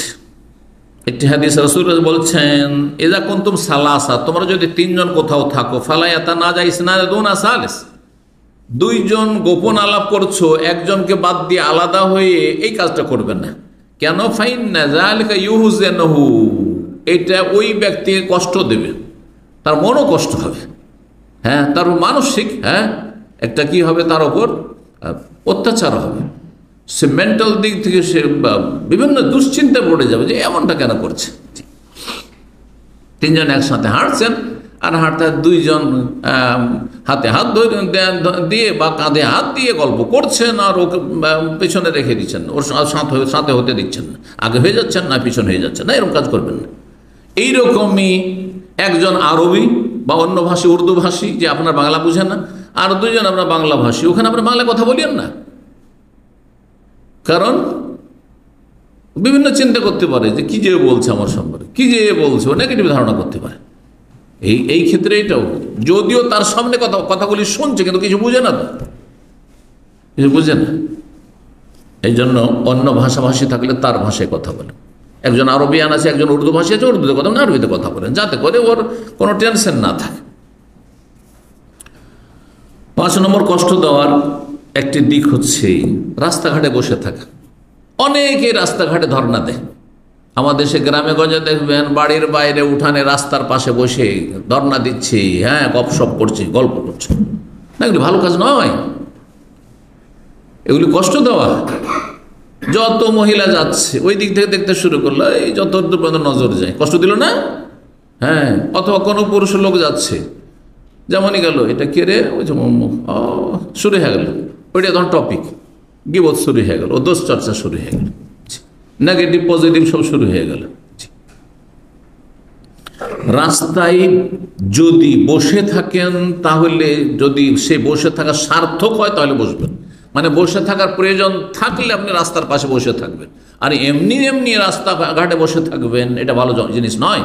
এইরকমই এই যে আপনার সিটি সেন্টার, যেটাকে সিকো মার্কেট বলা হচ্ছে, অনেক আমাদের ভাষাভাষীরা, আমাদের সেন্টারে কিছু লোক আসে, শুনলাম এই গতকালকেও শুনলাম, যে এদের ডিউটি শেষ হলে কি ওই সিকো মার্কেটে ধর্ণা দিবে, কোথায় দাঁড়িয়ে আছে, না কোথায় বসে আছে, না কোথায় আড্ডা দিচ্ছে। আউযুবিল্লাহ, এগুলো অভদ্র লোকদের কাজ, যাদের সময়ের কোনো মূল্য নেই। আপনি হয় দিন শিখেন, আর না হলে আপনার স্ত্রীর সাথে কথা বলেন ঘরে বসে, আপনার ছেলে মেয়েকে আদর করেন, স্নেহ করেন একটু টেলিফোনে, আর না হলে একটু ঘুমান, শরীরকে আরাম দেন, আপনি কোরআন তেলাওয়াত শোনান, দিনের আলোচনা ঘরে বসে শোনেন, আপনি ভালো কাজ, গঠনমূলক কাজ করেন আপনি, না হলে পারলে আপনি ওভার টাইম, পার্ট টাইম কিছু ওগুলো করেন। কিন্তু আপনি এখানে ধর্ণা দিচ্ছেন কি জন্য? এই নজর দিয়ে কত গুনাহ হচ্ছে। আর তারপরে হয়তো ও দেখা দেখি কেউ দোষ চর্চা করছে, গীবত করছে, মিথ্যা কথা বলছে, তো হ্যাঁ হ্যাঁ কথা ঠিক ঠিক, আপনিও ঠিক ঠিক করে দিলেন, আর সে গুনাহতে শরীক হয়ে গেলেন। এগুলো ভালো মানুষের পরিচয় নয় মোটেই। রাস্তার পাশে বিনা ফায়দায় বসে থাকে, এই মর্মে হাদিস শোনায় আপনাদেরকে, সহিহ বুখারীর হাদিস। আবু সাঈদ খুদরী রাদিয়াল্লাহু তাআলা বলছেন, নবী সাল্লাল্লাহু আলাইহি ওয়াসাল্লাম বলেন, ইয়াকুম আল জুলুসা ফি তুরুকাত, সাবধান তোমরা রাস্তাঘাটে বসে থাকবে না, রাস্তার পাশে বসে থাকবে না, সাবধান। সাহাবীরা বললেন, তখনকার যুগ ছিল কি, তো শোয়ার জায়গাটা রুমের মধ্যে থাকতো, আজকালের মতোই না যে বাড়িতে আপনার কি বলছে ড্রয়িং রুম আছে, তো বাড়িতে আপনার হল আছে, বাড়িতে আপনার বারান্দা আছে, বাড়িতে আপনার বেলকুনি আছে, এরকম কোনো ব্যবস্থা ছিল না। ছোট্ট রুম, কোনো রকম করে বিছানা বিছিয়ে স্বামী স্ত্রী দুইজন ঘুমানো যাবে, শোয়া যাবে, এর বেশি কিচ্ছু নেই, খাওয়ারও জায়গা নেই। আমাদের দেশে যে কুঁড়ে ঘরগুলো, এর চেয়ে ছোট ছোট ঘর ছিল নবী সাল্লাল্লাহু আলাইহি ওয়াসাল্লাম, সাহাবা কেরামদের আমলে। এখন সবসময় তো ওই রুমে শোয়ার জায়গা, এখানে বসে থাকা যায় না। সেই জন্য সাহাবীরা বললেন, ইয়া রাসূলুল্লাহ মা লানা বুদ্দুন মিন মাজালিসিনা, আমাদের তো উপায় নেই, বাইরেই বসতে হবে, কারণ ঘরে তো ঘুমাবার জায়গা, শোয়ার জায়গা ছাড়া কোনো জায়গাই নেই বসার। তো রাস্তা, আর বাইরে বেরোলে রাস্তা, গ্রামে গঞ্জে দেখছে না, বাইরে বেরোলে রাস্তা, তো আমাদের তো বসতেই হচ্ছে না। তাহাদ্দাসু বিহা, ওখানে গিয়ে গ্রামের পাড়া প্রতিবেশীর সাথে গল্প করি, বাড়িতে বসার কোনো জায়গা নেই। নবী সাল্লাল্লাহু বললেন, যদি তেমনটাই হয় যে বসতেই হচ্ছে, ফাইজা আবাইতুম ইল্লাল মাজলিসা, যদি তোমাদের বসা ছাড়া কোনো উপায় না থাকে, ফাতুত তারিকা হাক্কা, রাস্তার হক দাও, রাস্তার হক দিতে হবে। সাহাবীরা জিজ্ঞেস করলেন, ওমা হাক্কুত তারিক ইয়া রাসূল, রাস্তার আবার কিসের হক রয়েছে? রাস্তারও হক আছে। এই হাদিস স্পষ্ট করে, রাস্তারও অধিকার আছে, হক আছে আমাদের উপর। এক নম্বর গদ্দুল বাসার, চোখকে নিচে রাখা, কার মেয়ে যাচ্ছে, হ্যাঁ তো কার বউ যাচ্ছে, তো কার মা যাচ্ছে, কে মহিলা যাচ্ছে, কে মেয়েটি যাচ্ছে, খবরদার না, মোটেই না, জানারও কোনো প্রয়োজন নেই আর দেখারও কোনো প্রয়োজন নেই, দৃষ্টি নিচে রাখো। ওয়াকাফুল আযা, কাউকে কষ্ট দেবে না, কষ্ট দেওয়া থেকে বিরত থাকো। ওয়ারাদ্দুস সালাম, কেউ সালাম দিলে সালামের জবাব দেবে। ওয়াল আমরু বিল মারুফ, কেউ যদি কোনো কাজ করছে না, করা উচিত, তাহলে ভালো কাজের উপদেশ দেবে। অন্যায় কাজ করছে তো অন্যায় আল মুনকার, অন্যায় কাজে বাধা দেবে। 6 নম্বর কষ্ট দেওয়ার একটি দিক, সেটা হচ্ছে মানুষকে তুচ্ছ তাচ্ছিল্য করা, করা বা মনে করা। অনেক সময় আপনি বা কথার দ্বারা কাউকে তুচ্ছ তাচ্ছিল্য করলেন না, কিন্তু ভিতরে এত অহংকার আছে যে তাদেরকে নেগলেক্টেড মনে করছেন, আপনি তাকে ছোট মনে করছেন। সেটা বিভিন্ন কারণে হইতে পারে, তার পেশার কারণে সে ক্লিনার, হ্যাঁ, অথবা সে রোদে কাজ করে, কষ্টের কাজ করে, আর আপনি অফিসে বসে বসে, হ্যাঁ এসিতে বসে বসে কাজ করেন, সেই জন্য আপনার মধ্যে সিনিয়রিটি কাজ করছে, আর আপনি তাকে ছোট মনে করছেন। অথবা তার যে দেশের সাথে সব, সেই দেশের সাথে আপনার বৈরিতা আছে, অথবা সেই দেশের লোককে সাধারণত গরিব মনে করে, সেই জন্য তাকে ছোট মনে করছেন। পাসপোর্টের ভিত্তিতে আপনি মনে করেন সিনিয়র আর জুনিয়র মনে করছেন। হ্যাঁ, যে কোনো কারণে হোক না কেন, যদি কেউ কাউকে তুচ্ছ মনে করে, এটি কাবিরা গুনাহ। আপনিও মানুষ, আমিও মানুষ, এটা তো সমান। আপনিও মুসলিম, আমিও মুসলিম, তাহলে পার্থক্যটা কোথায়? পার্থক্য যদি আমার কাছে অতিরিক্ত এলেম থাকে আল্লাহর দিন সম্পর্কে, সেটা ভিন্ন পার্থক্য। কিন্তু তার মানে এই যে আমার মধ্যে অহংকার থাকতে হবে, বরং আল্লাহর শুকরিয়া আদায় করতে হবে। যাকে যত নিয়ামত আল্লাহ দেয়, তত বেশি শুকরিয়া আদায় করা উচিত। রাসূলুল্লাহ সাল্লাল্লাহু আলাইহি ওয়াসাল্লাম তাহাজ্জুদ পড়তে পড়তে পা ফুলে যেত, পা ফেটে যেত, হাদিস আছে না? তখন মা আয়েশা রাদিয়াল্লাহু তাআলা আনহা বললেন, ইয়া রাসূলুল্লাহ, আপনার তো আগের পরের ভুল ভ্রান্তি প্রথম কথা নেই, যদি হয় তো আল্লাহ কি করেছে? অগ্রিম, লিয়াগফির লাকা আল্লাহু মা তাকাদ্দামা মিন যামবিকা ওয়া মা তাআখার, সব মাফ, অগ্রিম ঘোষণা আল্লাহ করে দিয়েছেন। তো আপনি কেন তাহাজ্জুদ পড়ছেন এত কষ্ট করে? আর আপনি আপনার শরীরকে, জীবনটাকে এত কষ্ট কেন দিচ্ছেন? কি বলেছিলেন? আল্লাহ যখন এত বড় আমাকে নিয়ামত দিয়েছেন যে আমার ক্ষেত্রে অগ্রিম ঘোষণা, তোমার সব মাফ, তাহলে আমার করণীয় কিছু নেই, দায়িত্ব নেই? আফালা আকুন আবদান শাকুর, আমি কি শুকুর গুজার বান্দা হব না? তাহলে যাকে যত বেশি আল্লাহ দিয়েছেন, তত বেশি শুকরিয়া আদায় করতে হবে। যে আল্লাহ আমাকে এলেম দিয়েছেন, কাউকে আল্লাহ সৌন্দর্য দিয়েছেন, কাউকে আল্লাহ পয়সা দিয়েছেন, পয়সার শুকরিয়া আদায় করেন। অন্যকে কম দিয়েছেন, আমাকে দিয়েছেন, অহংকার নয়, বরং শুকরিয়া, আরো বেশি শুকরিয়া আদায় করতে হবে। সুস্থতা দিয়েছেন, আলহামদুলিল্লাহ আমি সুস্থ, অন্যরা অসুস্থ, আল্লাহ শুকরিয়া আদায় করবেন।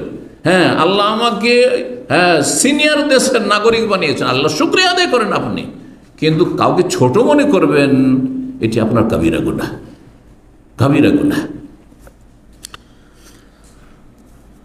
এই মর্মে রাসূলুল্লাহ সাল্লাল্লাহু আলাইহি ওয়াসাল্লাম হাদিস রয়েছে, হাদিস লম্বা রয়েছে, শুধু ওই অংশটুকু বলছি যে অংশটুকু এই বিষয়ের সাথে সম্পর্কিত। সেটা কি? কাউকে তুচ্ছ মনে করা বা নিজের চাইতে ছোট মনে করা। বলছে রাসূলুল্লাহ, বিহাসবি ইমরিইন মিনাশ শাররি, মানুষের খারাপ মানুষ হওয়ার জন্য এতটাই যথেষ্ট, বেশি লাগে না খারাপ হইতে। ভালো হতে অনেক কিছু করা লাগে আর অনেক সময় লাগে, কিন্তু খারাপ হওয়ার জন্য সামান্য একটি দোষ যথেষ্ট। একজন মানুষের খারাপ মানুষ হওয়ার জন্য এতটা যথেষ্ট, আইয়াহকিরা আখাহুল মুসলিম, কোন মুসলিম ভাইকে সে তুচ্ছ মনে করবে, ছোট মনে করবে, নিজেকে তার চাইতে সিনিয়র মনে করবে। সেই মুসলিমের 4650 নম্বর হাদিস। 7 নম্বর কষ্ট দেওয়া হচ্ছে মৃত ব্যক্তিকে গালমন্দ করা, দোষ চর্চা করা। আপনার বংশের, আপনার নিকট আত্মীয়, আপনার প্রিয়জন মারা গেছে, যদিও খারাপ ছিল, তার যদি দোষ চর্চা আপনার সামনে করি, আপনার কষ্ট লাগবে না? এটাও কষ্ট দেওয়া। আপনার বাপ নাস্তিক ছিল, আপনার বাপ বেনামাজি ছিল, মারা গেছে, দুনিয়া থেকে চলে গেছে, আফজাইলা মাক্কাদু, যা করেছে তো পেয়েই গেছে, পাচ্ছে তো, আল্লাহ তো ছাড়বে না কাউকে।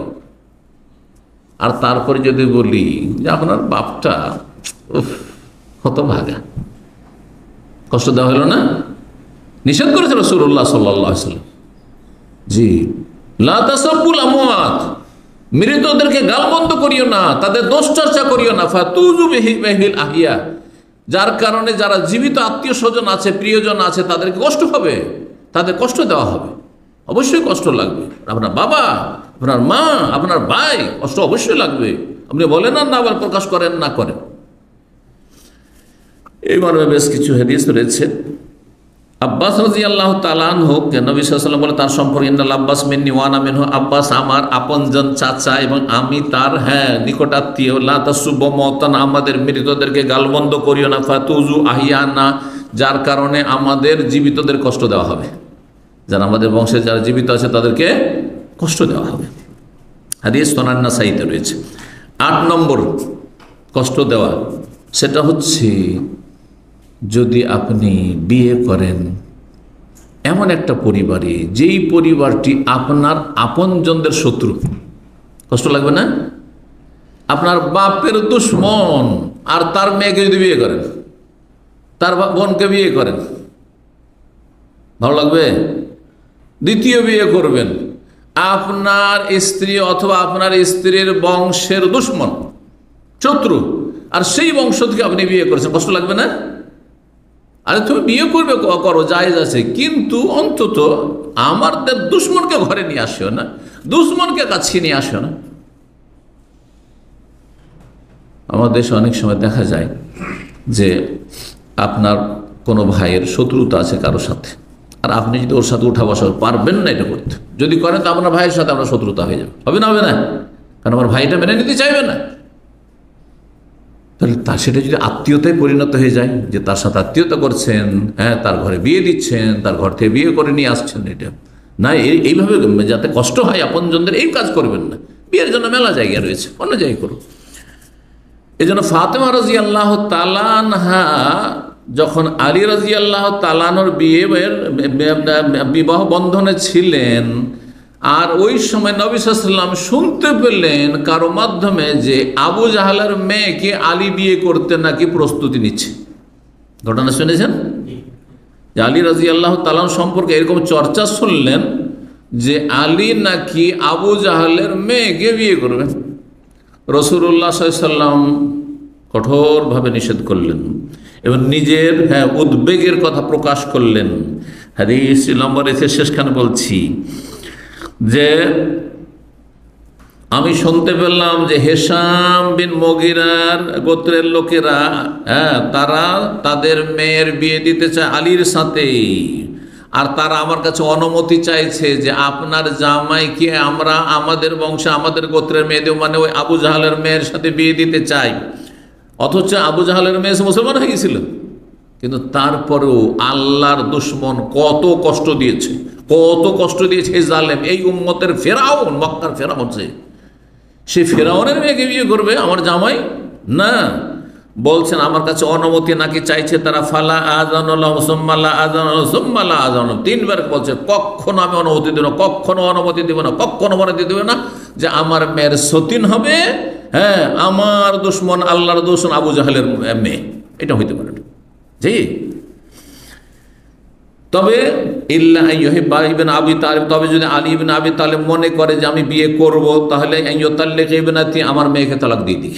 ওয়ান কাহিবনা, তারপর আবু জাহেলের মেয়েকে বিয়ে করব। তাহলে বলতে পারবে মেয়ের বাবা বা মেয়ে বলতে পারবে যে দুশমন। কিন্তু আমাদের দেশে যে দ্বিতীয় বিয়ে করলে আমাকে তালাক দাও, এইটা হারাম। দ্বিতীয় বিয়ে করার অধিকারকেই হরণ করে নিল একবারে, হ্যাঁ, দখল করে বসলো আপনার স্ত্রী, এইটি হারাম কাজ। কিন্তু দুশ্মনের ঘরে যদি আপনি বিয়ে করেন, আপনার স্ত্রী দুশ্মনের ঘর, আপনার শ্বশুরের দুশ্মনের ঘর থেকে বিয়ে করেন, তাহলে সেই অধিকার তখন আছে। কষ্ট দেবেন না কথাই। কেন? ফাইন্না ইবনাতি বাদআতুম মিন্নি ওয়া ইয়ারিবুনি মা রাবা ওয়া ইউজিনি মা যা, কারণ আমার কন্যা ফাতেমা আমার শরীরের জীবনের একটি অংশ, যাতে তার কষ্ট হয় আমার কষ্ট হয়, যাতে সে অশান্তি অনুভব করে তাতে আমার অশান্তি হবে। 9 নম্বর কষ্ট দেওয়া হচ্ছে মানুষের দোষ ত্রুটির তল্লাশি করা, দোষ খুঁজে বেড়া, মানে ওত পেতে থাকা, দেখি যখন তখন খালি দোষ চর্চা করা, আজকে এর মধ্যে এই দোষ দেখলাম, আর মধ্যে এই দেখলাম। হ্যাঁ, না, কখনো করবেন না। মানুষের দোষ তলাশ করে বাড়াবেন না, না হলে আল্লাহ আপনার এক একটি দোষ সবগুলি মানুষের সামনে প্রকাশ করবে। আল্লাহ তো সবই জানছেন, আল্লাহকে তলাশ করতে হবে না। আল্লাহ সব মানুষের সামনে প্রকাশ করে দুনিয়া আখেরাতে হাসরের মাঠে আপনাকে সমস্ত মানুষের সামনে লাঞ্ছিত অপদস্থ করবেন। এই মর্মে রাসূলুল্লাহ হাদিস রয়েছে সুনানে তিরমিজিতে, বলছেন রাসূলুল্লাহ সাল্লাল্লাহু আলাইহি ওয়াসাল্লাম, ইয়া মাশারা মান আসলামা বিলিসানিহি, হে ওই সব লোকেরা যারা মুখে প্রাথমিক স্তরে ইসলামকে গ্রহণ করেছো, মানে নতুন নতুন মুসলমান হয়েছো, ওয়ালাম ইয়াফিজুল ঈমান ইলা কলবিহি, আর অন্তরে এখন ঈমান শক্ত হয়ে বসেনি, লা তুজুল মুসলিমিন, কোন মুসলিমকে কষ্ট দিও না, ওয়ালা তুআইয়িরুহুম, তাদেরকে কখনো খোঁটা দিও না, আঘাতমূলক কথা বলিও না, ওয়ালা তাত্তাবিউ আওরাতিহিম, তাদের দোষ তলাশ করে বেড়াইও না। ফাইন্নাহু মান তাত্তাবা আওরাত আখিল মুসলিম, কেউ যদি কোনো মুসলিমের দোষ তলাশ করে বেড়ায়, দেখি এর দোষ পাই কিনা, দেখি, মানুষের দোষ পেয়েই যাবেন আপনি। হ্যাঁ, 2-4-5 দিন চলাফেরা করলে কোনো জায়গায় একটু ত্রুটি পাবেনি, আপনি শুধু দোষ তলাশ করে বেড়াচ্ছেন। যদি এই কাজটি করে তাতাব্বাল্লাহ আওরাত, আল্লাহ তার দোষগুলি সবগুলিকে একত্রিত করে দেবেন। অমান তাতাব্বাল আওরাত, আর আল্লাহ যদি সব দোষকে এক জায়গায় জমা করে দেয় তোমার, ইয়াফুদাহু আলা ফি জাওফির রাহলি, বাড়িতে যদি ঢুকেও থাকে যে বাইরে বেরোবো না, তবু আল্লাহ আপনাকে আপনার ঘরের ভিতরে থাকা অবস্থায় লাঞ্ছিত অবস্থ করে দেবেন। মানুষের সমাজে নামে নির্জনে থাকবো, তবু আল্লাহ আপনাকে লাঞ্ছিত করবে, এটা তো দুনিয়াতে, আর হাসর মাঠেও লাঞ্ছিত করবেন। সুনান তিরমিজির হাদিস। 10 নম্বর কষ্ট দেওয়া হিংসার মাধ্যমে। আপনি হিংসা করছেন, যার হিংসা করছে তাকে কষ্ট দিচ্ছেন আপনি, হয়তো জানতে পারলো না কিন্তু কষ্ট দিচ্ছেন আপনি। যদি জানতে পারেন কষ্ট হবে না যে আমার হিংসা করে। বিদ্বেষ যদি রাখেন, মনোমালিন্য রাখেন, কষ্ট দিচ্ছেন। হিংসা, বিদ্বেষ, শত্রুতা আর মনোমালিন্য, এগুলি হচ্ছে কষ্ট দেওয়া। রাসূলুল্লাহ সাল্লাল্লাহু আলাইহি ওয়াসাল্লামের যে হাদিস রয়েছে, দাব্বা ইলাইকুম দাউল উমাম, নবী সাল্লাল্লাহু বলছেন তোমাদের মধ্যে বিজাতি কাফেরদের রোগের সংক্রমণ ঘটেছে। বিজাতি কাফেরদের মধ্যে যে সব দোষ ত্রুটি পাপ রয়েছে সেগুলির অনুপ্রবেশ ঘটেছে। সেগুলো কি? আল হাসাদ ওয়াল বাগজা, হিংসা এবং বিদ্বেষ। হিয়াল হালেকা, এতে সর্বনাশ করে দেয় মানুষের। হিংসা আর বিদ্বেষ কি করে? মানুষের সর্বনাশ করে দেয়। কিসের সর্বনাশ করে? লাকুল তাহলে কুসার, হালাকায় হালে মানে মুন্ডন করা, মাথা মুন্ডন করা নয়, বরং তাহলে কুদ্দিন, তোমার দিন ধর্মকে শেষ করে দিবে, তোমার ঈমান ইসলামকে নষ্ট করে দিবে। কারণ আল্লাহর নিয়ামত আল্লাহ দিয়েছেন, আল্লাহ বলবেন যে তুমি দিয়েছো, তোমার কেন হিংসা হচ্ছে? আমি ওকে দিলাম তো। জি, আমি ইয়াসুদুনান নাস আলা মা আতাহুমুল্লাহু মিন ফাদলি, আল্লাহ বলছেন যে আমি আল্লাহ তার ফজল করম থেকে কাউকে দিলেন, তো তোমার হিংসা করার কি আছে? হ্যাঁ, তোমারটা কেটে দিয়েছে, তোমারটা ঘাটতি করে কমতি করে দিয়েছে। তো এই ছিল হাদিস, মুসনাদ আহমদ তিরমিজির হাদিস, হাদিসটি হাসান। 11 নম্বর কষ্ট দেওয়া হচ্ছে কুধারণের মাধ্যমে। আজকাল অধিকাংশ মানুষকে দেখা যায় মানুষ সম্পর্কে সুধারণা রাখেন, একটু তিকু ধারণা। সালাম দিলেন আর সেই লোকটি হয়তো ব্যস্ত ছিল, অথবা সে একটা টেনশনে ছিল। অনেক সময় মানুষ মানসিক দিক থেকে ব্যস্ত থাকে, রাস্তায় আপনার দিকে তাকিয়েছে, তারপরেও খেয়ালই করেনি, আপনার সালাম টান দিয়ে চলে গেল। হ্যাঁ, তা আপনি ভাবলেন যে এ আমাকে সালামের জবাব দিল না। জি, এই ধরনের আমাদের মধ্যে সংকীর্ণতা এত বেশি আছে। অনেক দিন আগের কথা বলছি, আমাকে কেউ নাকি সালাম দিয়েছে সেন্টারের বাইরে ওইখানে, তো আমি সোজা আমি এদিক ওদিক তাকাই না, আবার যখন নামলাম গাড়ি থেকে সোজা এদিকে তো তাকাইও নি, খেয়ালও করিনি, শুনি, কানেও আওয়াজ আসেনি। আর তারপরে ভদ্রভাবে সালাম দিন, ভাই অফিস খোলা আছে, আসে না সালাম দিন আর বসার কথা বলেন। তো যাই হোক, সালামের আওয়াজও আসেনি। পরে একজন এসে বলছে আপনাকে নাকি ওই লোক সালাম দিয়েছে, মানে ও দুটো পয়সা আছে ওর কাছে। হ্যাঁ, তো পয়সা থাকলেও তো আবার বিরূপ মন্তব্য করা সহজ, হ্যাঁ, কারণ অহংকার কাজ করছে। তো বলছে শেখকে সালাম দিয়েছি, তাও সালামের উত্তর দেবে। আস্তাগফিরুল্লাহ। এটা সুজান আপনার কুধারণা, কাবিরা গুনাহ। আল্লাহ রাব্বুল সূরা হয়ে যাবে ইন্না বাযা যান্নি ইসমুন, কিছু কিছু ধারণা গুনার কাজ। হ্যাঁ, গুনার কারণ, তার পাপী হওয়ার কারণ। যে তুমি পাপিষ্ঠ, কেন তুমি কুধারণা করবে? সব সময় আপনাকে সুধারণা রাখতে হবে। মেলা অজুহাত হইতে পারে। জি, ওলামারা বলেছেন তোমার ভাইয়ের জন্য 70টা ওজোর খোঁজো, হইতে পারে সে খেয়াল করেনি, হইতে পারে বেচারা ব্যস্ত ছিল, হইতে পারে আর কিছু, মেলা হইতে পারে, মেলা হইতে ভালো মেলা হইতে পারে, আপনি বন্ধটাই কেন যাচ্ছেন? আপনি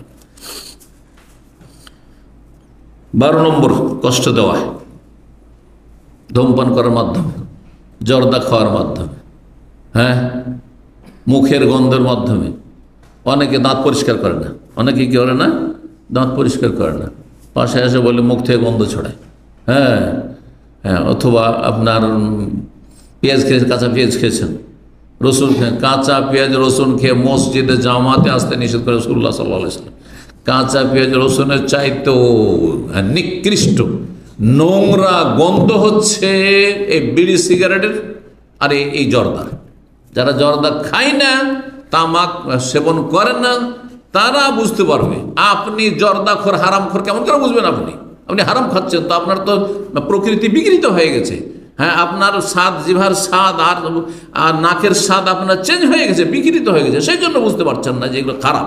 জি, সুতরাং এমন কিছু তামাকু ব্যবহার করে অথবা ধূমপান করে, জর্দা খেয়ে, এসব করে কষ্ট দেবেন না কাউকে। এরকম পেঁয়াজ রসুন কাঁচা। 13 নম্বর কষ্ট দেওয়া হচ্ছে আপনার ময়লা আবর্জনা, যে কোনো কিছু হোক না কেন, যেটার প্রয়োজন নেই রাস্তায় ফেলে দিলেন। পানি খাওয়া শেষ হয়েছে, এখান থেকে নামলেন, পানির বোতলটা নিয়ে একটু কষ্ট করে ডাস্টবিনে ফেলে আসবেন না, ফেলে দিয়ে চলে গেলেন আপনি, সেন্টারের বাইরে রাস্তায় ফেলে দিলেন। আপনি কেন করছেন? এই দেশে 24 ঘন্টা ক্লিনার রাস্তায় ঘোরাফেরা করছে না? করছে না?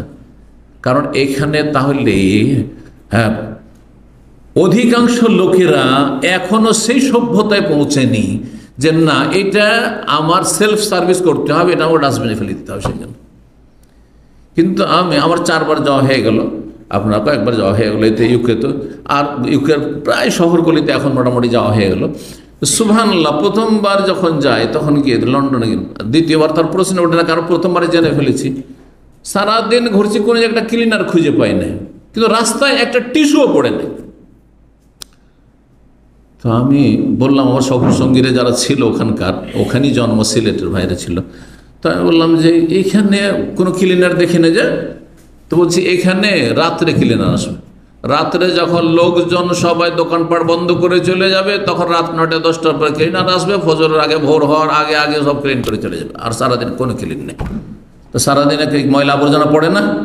না, এই দেশের মতো ময়লা আবর্জনা পড়ে না, আর ইন্ডিয়া বাংলাদেশের মতো নয় যে ময়লা আবর্জনা এবার নোংরা হয়ে আছে, কিচ্ছু নেই, একটা কিচ্ছু পড়ে নেই। কারণ সবাই নিজ নিজ দায়িত্ব জানে যে এইটা এখানে ফেলা চলবে না। এই নয় যে সব জায়গায় পুলিশ দাঁড়িয়ে আছে, অনেকে মনে করে যে ওই ফাইনের ভয়, পেনাল্টির ভয়। না না না, আমি তো করলাম, কোথাও দেখলাম আছে, আপনি ধরা খেয়ে যান তাহলে পেনাল্টি অবশ্যই আছে, জরিমানা আছে, কিন্তু ওইভাবে নেই। হ্যাঁ, যে সব জায়গাতে দাঁড়িয়ে আছে লোকেরা। তো কথা হচ্ছে, কিন্তু মানুষ এটা শিখে গেছে যে না, এটা মানবতা, যে আমার জিনিসটা, আমার ময়লা আবর্জনাটা আমি ফেলে দেবো, আমি নিজে ফেলে আসবো, যেখানে ফেলার জায়গা সেখানে ফেলে আসবো, যেখানে সেখানে ফেলবো না। দেখুন কীভাবে ময়লা, এই যে এইখানে ক্লাসরুম থেকে চলে যাবে, দেখবেন যে বোতল পড়ে আছে, নাহলে কারো টিস্যু পড়ে আছে, নাহলে আর কিছু পড়ে আছে। আশ্চর্য কথা, কেন পড়ে থাকবে? আপনার জিনিস আপনি এখান থেকে উঠিয়ে নিয়ে গিয়ে, তো গেটের বাইরেই তো আপনার ডাস্টবিন আছে, ওখানে ফেলে দেন আল্লাহর রাস্তায়। এগুলো হচ্ছে কষ্ট দেওয়া। এটা যদি সিঁড়িতে ফেলা হয়, গ্যালারিতে ফেলা হয়, যেগুলোতে হাঁটছে, রাস্তাঘাটে ফেলা হয়, হ্যাঁ, কর্নিশে ফেলা হয়, আপনার বিচে, সমুদ্র বিচে, পার্কে ফেলা হয়, আর হচ্ছে কত ময়লা আবর্জনা হয়ে থাকছে। সকাল সকাল আমরা ভদ্র মানুষরা যদি দাড়িওয়ালা লোককে দেখতে চান আপনি বিচে, তাহলে সকালে চলে যাবেন। গত শনিবারে বাচ্চাদেরকে নিয়ে বিচে, শনিবারে সকালে, আমি সকাল ছাড়া সন্ধ্যায় যাই না, কারণ আজে বাজে লোকের সাথে বসা আমার জন্য অরুচিকর। তো সন্ধ্যাবেলায় পছন্দই করি না, কারণ সব রকম লোক থাকে সেখানে। সকালবেলা গিয়েছি, তো আমার ছেলেমেয়েরা বলছে সবাই যে সকালবেলা দাড়িওয়ালা ছাড়া অন্য খুঁজে পাওয়া যাবে না। সকালবেলা কর্নিশে, হ্যাঁ, মানে বিচে, সমুদ্র বিচে দাড়িওয়ালা ছাড়া অন্য কাউকে খুঁজে পাওয়া যাবে না। আরবরা আসলো, ওই দাড়িওয়ালা পরেশগার লোকেরা আসে, ভদ্র লোকেরা আসে, তো তাদের সাথে দেখা সাক্ষাৎ হইলো, মানুষের মতো কথাবার্তা হয়। কিন্তু সন্ধ্যাবেলা সব শ্রেণীর লোক, ওপর থেকে নিয়ে নিচ পর্যন্ত সব শ্রেণীর লোকেরা থাকে। তো এই জন্য কখনো আমি পছন্দ করি না যে কেউ বলবে যে চলেন একটু যাই ওইদিকে সন্ধ্যাবেলা বিচের দিকে, না, কখনো না। আমার এই অভ্যাসই নেই, বাচ্চাদের এটা অভ্যাস করাই না। তো কোনো জায়গায় কোনো কিছু ময়লা আবর্জনা ফেলে রাখা, যেটা কষ্টের কারণ হইতে পারে। 14 নম্বর হচ্ছে ধার কর্জা নিয়ে আপনি নিরুপায় না, আপনার সংসার চলছে, আপনার কাজ চলছে, কিন্তু আপনি টালবাহানা করছে, দিব দিচ্ছি, দিব দিচ্ছি, দিব দিচ্ছি, এই তো দিয়ে দেবো, এই তো দিয়ে দেবো না। নবী সাল্লাল্লাহু আলাইহি ওয়াসাল্লাম বলেছেন, মাতুলুল গানি জুলমুন, সচ্ছল ব্যক্তি যদি ধার কর্জা নিয়ে টালবাহানা করে, ওয়াদা খেলাফি করে, সময় মতো না দেয়, না চাইলে দেবেন না। আজকাল বাঙালি সমাজে আমার মনে হয় শতকরা একজনও পাবেন না যে মনে করে যে আমাকে নিজে থেকে দিয়ে দিতে হবে। আমাদের এখানকার ছাত্র, দুইজনই ছাত্র ছিল, একজন আরেকজনকে ধার দিয়েছে, যাকে তারপরে দেশে চলে গেছে বা দেশে গিয়ে ধার দিয়েছে, 2-3 বছর হয়ে গেছে দেয় না। তখন এই ছাত্র যে ধার দিয়েছে ওকে বলছে, সে নিজেই এসে শোনাচ্ছে ঘটনাটি, বলছে যে 3 বছর হয়ে গেল, টাকাটা দিলেন না। তো বলছে আপনি তো চাননি। জি, আমাদের ছাত্রদের অবস্থা যদি এরকম হয়ে থাকে, যারা দিন শিখে, তাহলে বাকি যারা দিন শিখে না তাদের দুর্দশা শেষ আছে, তাদের বদচরিত্রের শেষ আছে, আর তাদের আমানতের খেয়ানতের শেষ আছে। চিন্তা করুন আপনি, কারণ প্র্যাকটিসিং মুসলিম এখান থেকে তৈরি হয়। প্র্যাকটিসিং মুসলিম দিন শিখার মাধ্যমে তৈরি হয়, যারা যা শিখে আমল করার চেষ্টা করে। তা আমাদেরকে সংশোধন হইতে হবে আগে, তারপরে জাতিকে সংশোধন করে। কেন চাইবে? বরং আপনি বলবেন যে আমি টাইম বেঁধে দিলাম ভাই, 1 মাসের জন্য দিয়ে নিলাম, 1 মাসের ভিতরে দিয়ে দেবো।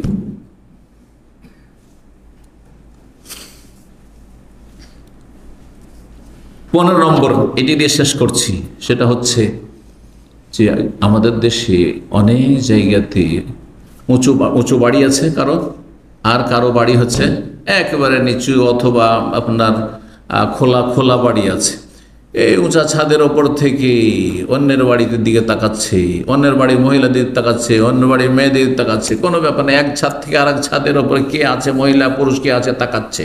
এটা কোনো গুনাহই নয় মনে হচ্ছে, এটা কোনো কষ্ট দেওয়াই নয় মনে হচ্ছে।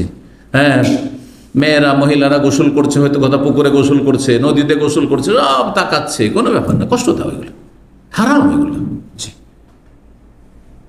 যেসব ঢেকে রাখার বস্তু, আবৃত রাখার বস্তু, পর্দা করার বস্তু, সেগুলোর দিকে নজর দেওয়া হারাম। কারো বাড়িতে জানলা খোলা আছে, একটু তাকাচ্ছেন আপনি, দরজা খোলা আছে, তাকাচ্ছেন আপনি, আপনার উঁচা 5 তলা বাড়ির ওপর থেকে 1 তলা বাড়িওয়ালা গরিবের বাড়ির দিকে আপনি সব দেখছেন, আপনি হারাম কাজ করছেন, আপনি কষ্ট দিচ্ছেন। এইরকম কষ্ট করলে আমাদের দেশে অহরহ দিয়ে যাচ্ছে। আল্লাহ রাব্বুল আলামিন যেন আমাদেরকে সমস্ত রকম অনিষ্ট হতে বেঁচে থাকার তৌফিক দান করেন, আর সমস্ত রকম কষ্ট থেকে আমাদেরকে আল্লাহ বাঁচিয়ে রাখেন। কাউকে যেন আমাদের দ্বারা কষ্ট না হয়, আল্লাহর এইরকম চরিত্রবান হওয়ার আমাদেরকে তৌফিক দান করেন। 2-1টি উক্তি আপনাদের সামনে শেষখানে বলে শেষ করি। ইমাম রবি ইবনে খুসাইম বলছেন, আন্নাসু রাজুলানে, মানুষ হচ্ছে 2 শ্রেণীর। এক হচ্ছে মুমিন, মানে মুসলিম, ফালা তুজু, কোনো মুমিন মুসলিমকে কষ্ট দেবে না। ও জাহিল, আর এক হচ্ছে মূর্খ। একজন ইমানদার যে ইসলাম সম্পর্কে জানে, তো তার মর্যাদা আরো বেশি, সুতরাং তাকে কোনোদিন কষ্ট দেবেন না। আরেকজন জাহেল, সাধারণ পাবলিক মানুষ, মূর্খ মানুষ, বেশি কিছু জানে না, দিন সম্পর্কে জ্ঞান রাখে না, মূর্খামিও করতে পারে। ফালা তুজার, সে মূর্খামি করবে, তুমি মূর্খের সাথে মূর্খামি করিও না, তুমিও মূর্খ হইও না। হ্যাঁ, যেমন কুকুরে যদি কামড় দিতে আসে বা ঘেউ ঘেউ করে, তা আপনিও ঘেউ ঘেউ করতে লাগবেন নাকি? হ্যাঁ, ঠিক ওই রকম মূর্খ লোক যদি মূর্খামি করে, বেয়াদবি করে, অসভ্য হয়, তো আপনি অসভ্য হবে, নিচে নামবেন? কখনো নিচে নামবেন না। আপনি আপনার মান সম্মান রক্ষা করার জন্য ওয়া আরিজানিল জাহিলিন, সেখান থেকে কেটে পড়বেন। কোরআনের ভাষা আল্লাহ বলছেন। ইমাম ইবনে রাজব রাহিমাহুল্লাহ বলছেন যে আন্নাল মুসলিম লা ইয়াহিল্লু ইসারুল আযাইর বিওয়াজহি মিনাল ওযু, কোন মুসলিমকে কোন রকমের কষ্ট দেওয়া হালাল নয়, হারাম। মিন কওল, কথার দ্বারা হোক অথবা কোনো আচার আচরণ দ্বারা হোক। ইয়াহইয়া ইবনে মায রাজি রাহিমাহুল্লাহ ইমাম বলছেন লিয়াকুন হাজ্জুল মুমিন কা সালাসা, তুমি তোমার মুমিন মুসলিম ভাই সম্পর্কে কমপক্ষে তিনটির একটি ভূমিকা অবশ্যই হইতে হবে। ইনলাম তানফাহু ফালা তাদুররহু, যদি তার উপকার না করতে পারো তো কমপক্ষে ক্ষতি করবে না। আমি আমার কলিগদেরকে, যারা আমার জুনিয়র হয়ে পরে এসছে, এই ইসলামিক সেন্টারে হোক অথবা আমার শিক্ষকতার জামানাতে হোক, আমি একটা কথা সবসময় বলতাম যে ভাই, আপনার উপকার হয়তো আমি করতে নাও পারি, হ্যাঁ, নাও হইতে পারে আমার দ্বারা, কিন্তু এতটুকু জানবে যে আমি মতিউর রহমান কারো ক্ষতি করি না, হিংসা করি না, ক্ষতি করি না, আপনাকে ডাউন করার চেষ্টা করবো না। আপনি আপনার যোগ্যতা দিয়ে আপনি খুব উন্নতি করেন। হ্যাঁ, কমপক্ষে এতটা আমার দুর্বল ইমানের পরিচয় যে তুমি যদি উপকার না করতে পারো ফালা তাদুররহু, কারো ক্ষতি করবে না।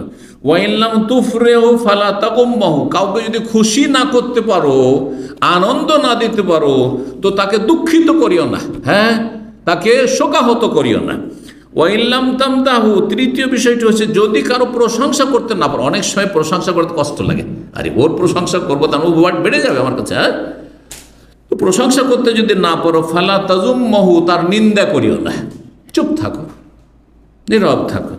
জামিউল উলুম ওয়াল হিকাম, ইমাম ইবনে রাজব রাহিমাহুল্লাহর কিতাবের 294 পৃষ্ঠায় এই কথাগুলি রয়েছে। আল্লাহ রাব্বুল আলামিন যেন আমাদেরকে নেক আমলে তৌফিক দান করেন, মানুষের উপকার করার তৌফিক দান করেন, হিতাকাঙ্ক্ষী হওয়ার তৌফিক দান করেন। আল্লাহ রাব্বুল আলামিন জালেমের জুলুম থেকে আমাদের বাঁচিয়ে রাখেন, আর জুলুম থেকে, অবিচার থেকে, অন্যায় করা থেকে আর কষ্ট দেওয়া থেকে আল্লাহ আমাদেরকে বেঁচে থাকার তৌফিক দান করেন। ভুল ত্রুটি যা হয়েছে আল্লাহ যেন আমাদেরকে ক্ষমা করে দেন এবং জান্নাতুল ফিরদৌস দান করেন, জাহান্নামের আযাব থেকে রক্ষা করেন। রব্বানা আতিনা ফিদ দুনিয়া হাসানাহ ওয়া ফিল আখিরাতি হাসানাহ ওয়া কিনা আযাবান নার। সুবহানা রাব্বিকা রাব্বিল ইজ্জাতি আম্মা ইয়াসিফুন ওয়া সালামুন আলাল মুরসালিন ওয়াল হামদুলিল্লাহি রাব্বিল আলামিন।